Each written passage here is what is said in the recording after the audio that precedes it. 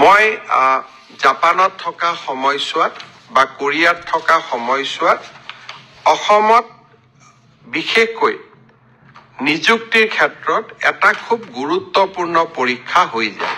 সেয়া হৈছে graduate teacher আৰু পোষ্ট গ্ৰেজুৱেট টিচাৰ।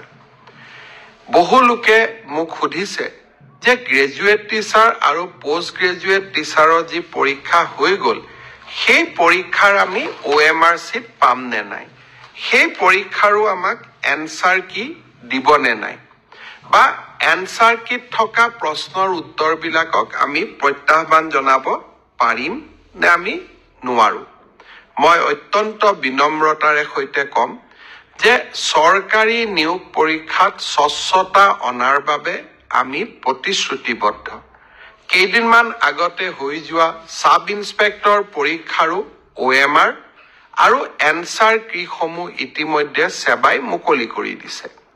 হাইস্কুলৰ যি গ্ৰেজুৱেট আৰু উচ্চতৰ মাধ্যমিক বিদ্যালয়ৰ যি পোষ্ট গ্ৰেজুৱেট টিচাৰ ৭,০০০ পদৰ বাবে যি পৰীক্ষা হৈ গ'ল, সেই পৰীক্ষাৰো এনসাৰ কি আৰু পদৰ সংখ্যাটো অলপ মোৰ ইফাল সিফাল হ'ব পাৰে, কিন্তু পৰীক্ষাটোৰ আনসাৰ কি আৰু OMR চিটসমূহ পৰীক্ষাৰ্থীসকলে যাতে পায় তাৰ ব্যৱস্থা অহা এসপ্তাহৰ ভিতৰতে সেৱাই কৰি দিব আৰু স্বচ্ছতাৰ ক্ষেত্ৰত আমি কতো কম্প্ৰমাইজ নকৰাকৈ আমি আগবাঢ়ি যাম।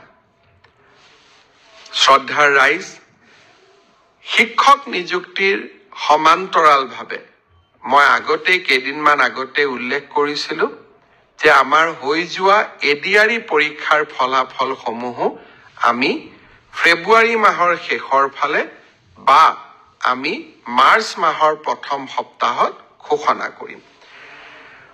অহা ১ ফেব্ৰুৱাৰী তাৰিখে আমি আৰু এটা নতুন কীৰ্তিমান স্থাপন কৰিবলৈ গৈ আছো। অসমৰ মেডিকেল কলেজসমূহ প্ৰতিখন জিলাতে যাতে একোখনকৈ মেডিকেল কলেজ হয়, তাৰ বাবে আমি নিৰন্তৰ প্ৰচেষ্টা আগবঢ়াই গৈ আছিলোঁ। অসমৰ 14 number medical college Pragjyotishpur medical college, যি গুৱাহাটীৰ আৰ্যনগৰত নিৰ্মাণ হৈ আছে, ১ ফেব্ৰুৱাৰী তাৰিখে OPD সেৱা আমি প্ৰাগজ্যোতিষপুৰ মেডিকেল কলেজৰ OPD সেৱা আৰম্ভ কৰিম।